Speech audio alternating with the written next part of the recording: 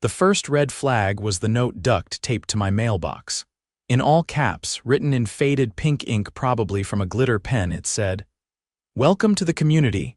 Please drop off your HOA dues at Valerie's house, 3rd on the left before Friday. $400. Cash only." I stared at it for a second, then laughed. Hard. Because here's the thing, I just bought a foreclosed, run-down farmhouse on 10 acres of land. It was 3 miles outside the nearest subdivision, surrounded by woods and barbed wire fencing older than I was. There wasn't a single paved sidewalk in sight. I'm Russell Zane, 43, ex-electrician, and recently lucky enough to snag a weirdly affordable foreclosure at a county estate auction. I poured most of my savings into buying the property outright. It needed work, sure, but it was mine. No mortgage. No neighbors screaming at each other through paper-thin walls. And definitely no HOA, or so I thought. The day after I moved in, I was dragging a busted lawnmower out of my truck bed when a white Lexus SUV rolled up my gravel drive like it owned the road. The driver's side window rolled down, and there she was. Blonde bob, giant sunglasses, clipboard, and a permanent scowl like someone had just insulted her pet poodle. "Excuse me," she called out like I was already in trouble. "Are you the new owner?" "Yeah." "Russell," I said, wiping my hands on my jeans. "You need something?" "I'm Valerie," she announced like that meant something to me. "I'm president of the Briar Hills HOA. You're late on your dues." I blinked. "The what?" She stepped out of the SUV in a pair of spotless white wedges and looked around like she'd just stepped into a landfill. "Your property technically borders the Briar Hills community, so by annexation standards, you fall under our jurisdiction. We've been sending notices ever since the bank took over." "Annexation?" I raised an eyebrow. "Lady, I live in a 1940s farmhouse half a mile from your subdivision. There's a creek and a damn cow field between me and your precious cul-de-sac. You don't own this land." "This is a legal formality, Mr. Zane," she said, already scribbling something on her clipboard. "You're part of the HOA now. That includes quarterly dues, architectural reviews, and code enforcement." I laughed again. "That's cute. But no.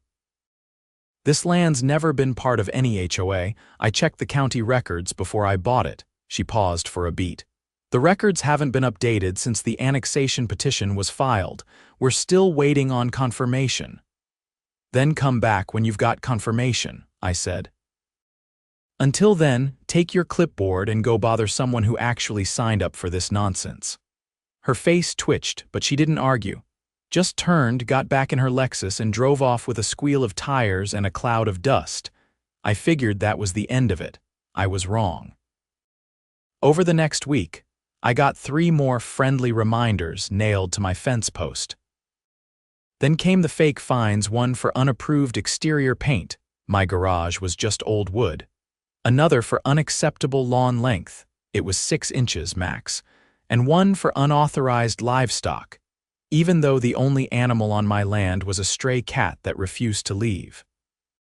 That's when I got suspicious. I drove down to the county recorder's office and asked to pull the annexation paperwork Valerie had mentioned. There was nothing. No petition, no legal filings, no map expansions.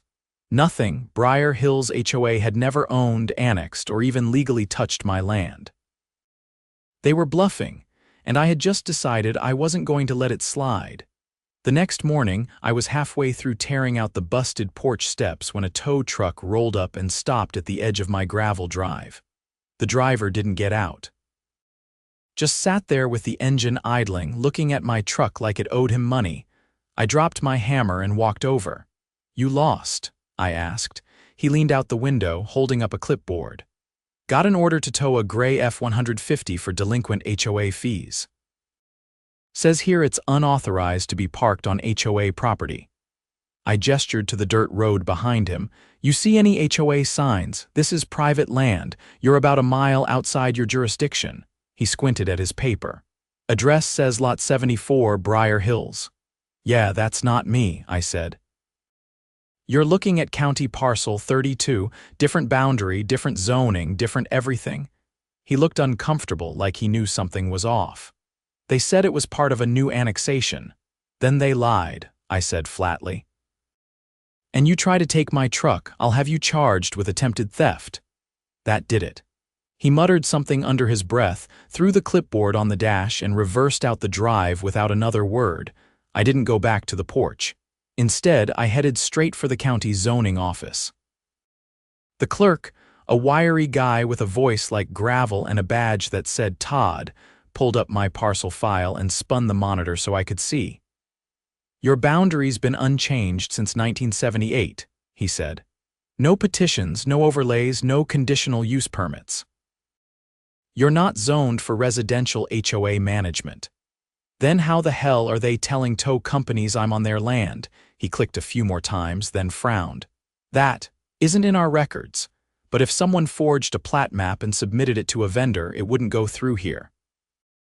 That'd be civil fraud. Who would I report that to? Start with the sheriff, Todd said, and bring copies of everything. I did exactly that.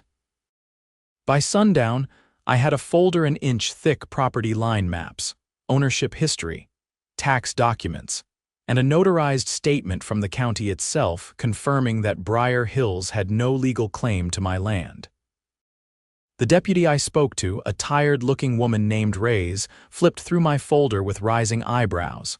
They've been issuing fines, she asked, and trying to tow my truck. She leaned back in her chair. That's not just harassment, that's impersonating a legal authority. If they're using falsified documents to justify it, they're in felony territory. I raised an eyebrow. So what happens now? We'll open a case, she said. But if they're smart, they'll back off the second they hear we're digging. They didn't. 2 days later, I came home from picking up lumber to find a bright red sticker slapped across my front door. Condemned unsafe structure vacate immediately. There was no signature, no date, no seal from the county or city.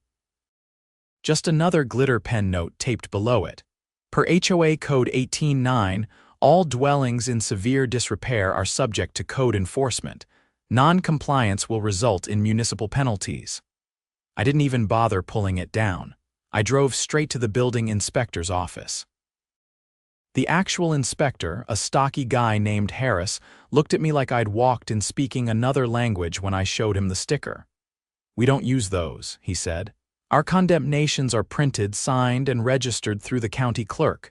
So this was fake, he nodded, and illegal. Only the city or county can condemn a structure, not an HOA, and definitely not with a glitter pen. That night, I installed 2 trail cams on the trees facing my driveway and one on the porch roof aimed at the front door. I hid them well, tucked behind branches and old shutters, and then I waited. Sure enough, the next evening, a white Lexus pulled up just after dusk. Valerie got out, holding more of those red stickers and a roll of tape.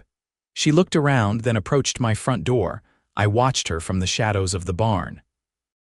She peeled off the previous sticker, replaced it with a new one, and added another note underneath. Final warning, fines escalating. I recorded everything. Every step, every sticker, every second she spent on my property without permission.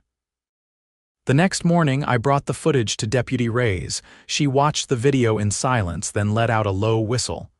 You weren't kidding. Can you arrest her? Not yet, she said. But this is enough for a warrant. By the end of the week, the sheriff's department had executed a search warrant on the Briar Hills HOA office, which turned out to be a converted pool house behind Valerie's home.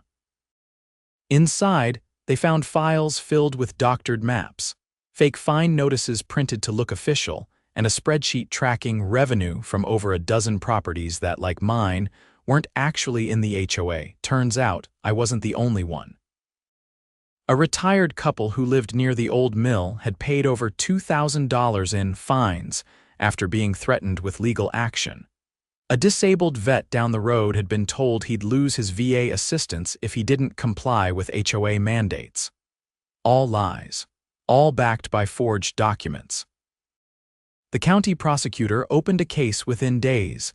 Valerie was arrested for fraud, impersonation of a public official, and attempted extortion. Her bail was set high enough that she didn't walk out. The rest of the HOA board scattered. 2 resigned outright. 1 lawyered up and tried to claim he didn't know what Valerie was doing. No one believed him, especially not after the emails surfaced. The best part?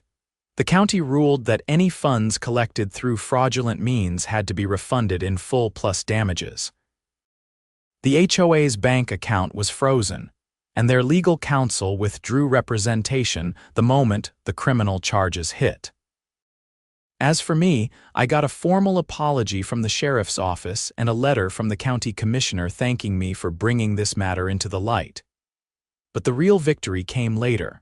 I hosted a bonfire the following month. Everyone who'd been targeted, farmers, vets, retirees, showed up.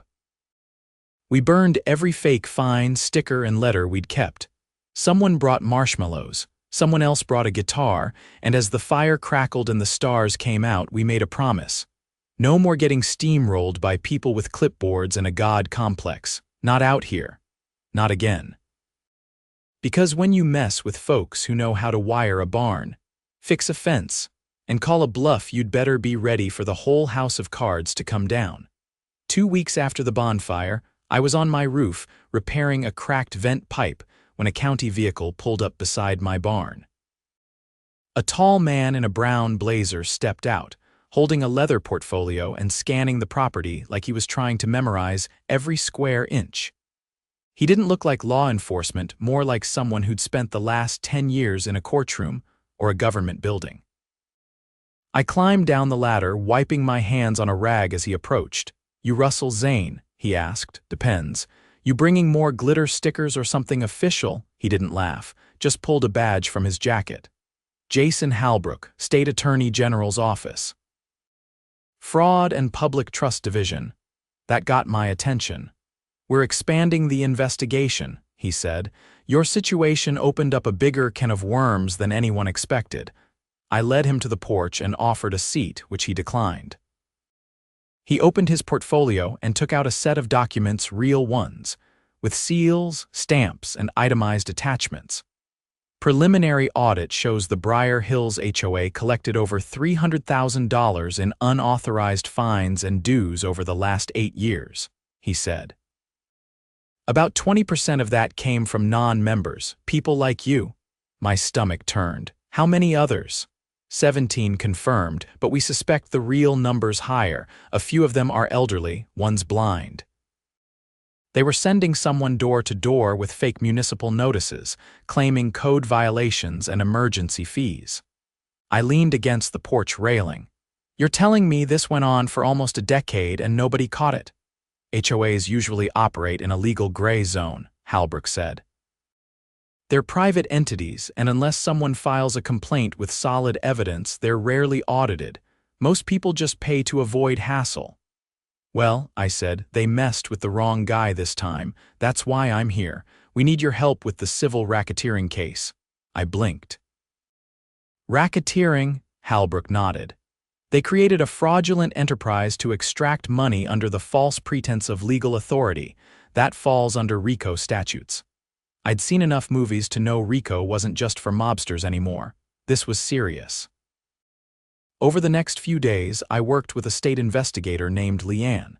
She was sharp, no nonsense, and carried a body cam everywhere she went. She asked for access to the trail cam footage I hadn't already turned in. I handed over everything: times, stamped clips, metadata, the whole archive. One morning, she called me from a restricted number and asked if I could join her at a property off Route 61. When I got there, I saw an old farmhouse that looked abandoned from the outside. But the driveway was freshly graveled, and there were 2 vehicles parked behind a camouflaged fence, both registered to Briar Hills board members. Leanne handed me a pair of binoculars. "Look at the mailbox." I did. It had a small brass plate that read Briar Hills Enforcement Office Rural Division. "They've been running an off-the-books operation," she said. "Fake code enforcement branch. No one filed a business license. No tax ID. But they've been issuing citations from this address for 4 years. I couldn't believe it. So they had a side hustle within an already fake hustle? Worse. They were laundering the fines through a shell landscaping company. That's how they moved the money.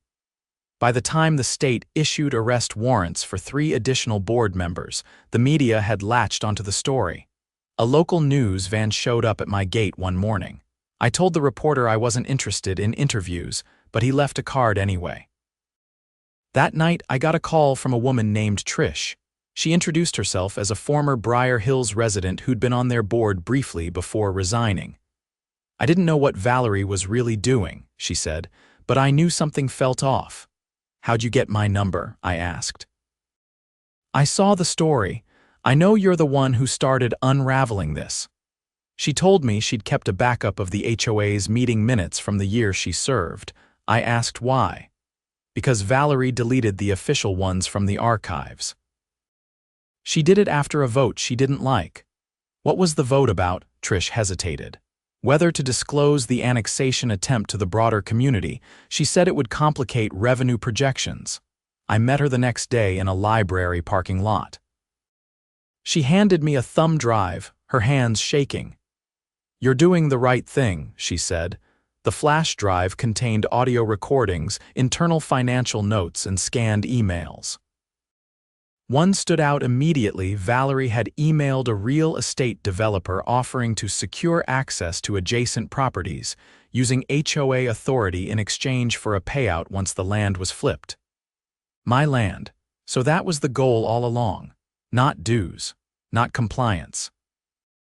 They wanted to absorb properties by force, fake the paperwork, then sell to developers at a premium. I sent everything to Leanne. 2 days later, Valerie's bail was revoked, and she was remanded to county jail pending trial. The state filed a civil forfeiture claim against the HOA's assets. Their office, their bank account, even their community pool all seized. The board members' personal accounts were frozen. Developers who'd signed deals with them were subpoenaed. One night, I got a call from Deputy Reyes. She didn't usually call unless something big happened. "They're filing to dissolve the HOA," she said. "Court order." The judge called it an organized fraud ring disguised as a neighborhood association. I didn't say anything for a moment. "You still there?" she asked. "Yeah," I said, just letting that sink in. After that, things changed fast. The residents of Briar Hills held a community-wide vote to replace their board with a neutral oversight committee. The county helped them draft new bylaws that stripped any power to issue fines or enforce codes without verified municipal backing. I got invited to that meeting. I didn't go. Instead, I started putting my attention back into the farmhouse. I rebuilt the porch steps with reclaimed timber, fixed the attic vent that kept attracting raccoons, and finally got the old windmill working again. One afternoon, as I was welding a new latch onto the barn door, a young couple pulled up in a dusty SUV. They introduced themselves as the Tanners, said they just bought the 10-acre parcel next to mine. "We heard what happened here," the woman said. "Wanted to thank you for standing up to them." Most folks would have just paid and kept quiet. I shook their hands. "You won't have to worry about that anymore." They stayed for coffee. We talked about well systems, solar panels, and the best local places to get tractor parts. Real neighbor stuff, no clipboards, no fines, no glitter pens. Just people trying to live honestly on their own land. And that, finally, was the end of it. The first frost of the season hit the morning I received a certified letter with the state seal embossed across the envelope. It wasn't from a court, or the sheriff's office, or any agency I'd dealt with directly. It was from the State Board of Real Property Oversight, a name I hadn't heard before. Inside was a formal notice informing me that I'd been listed as a key witness in a statewide hearing on fraudulent property control schemes. Apparently, the rabbit hole went even deeper than I thought. The letter included a date, location, and a request for all documentation I'd provided so far to be officially submitted into state archives. I packed everything into a banker's box and drove to the Capitol 2 days later. The parking garage under the municipal building reeked of oil and old concrete. As I stepped into the elevator, I caught a glimpse of my reflection in the metal door's flannel shirt, worn jeans and boots still dusted with powdered cement. I wasn't dressed for politics. But then again, I wasn't here to impress anyone. The hearing room was all sharp edges and polished wood. Rows of suited officials sat behind a long bench, and a digital clock ticked off the minutes overhead. I recognized Jason Halbrook seated near the center, flanked by 2 legal aides and an assistant typing into a laptop so quickly it sounded like rain on a tin roof. "Mr. Zane," Halbrook greeted me from across the floor. "You're early. Good. We've got something you'll want to hear." He led me to a side room filled with file boxes, each labeled with a different HOA name. Some of them I vaguely recognized from local news headlines. Others were unfamiliar. All of them had red tags attached, marked under investigation. "They weren't working alone," he said, pulling out a folder with my name on the tab. "Briar Hills was part of a coalition. We've traced overlapping board memberships, shared legal templates, and at least 3 shell companies funneling money between them." "Coalition," I echoed, flipping through some of the documents. "They called it the Regional Property Compliance Council," Halbrook said. "Unofficial, completely unregistered. But they used it to trade tactics, draft annexation plans, and coordinate enforcement strategies across over 24 communities." I pointed at a spreadsheet listing internal transfers. "This one shows a wire labeled Zone Conversion Kickback. That a payout?" "Exactly.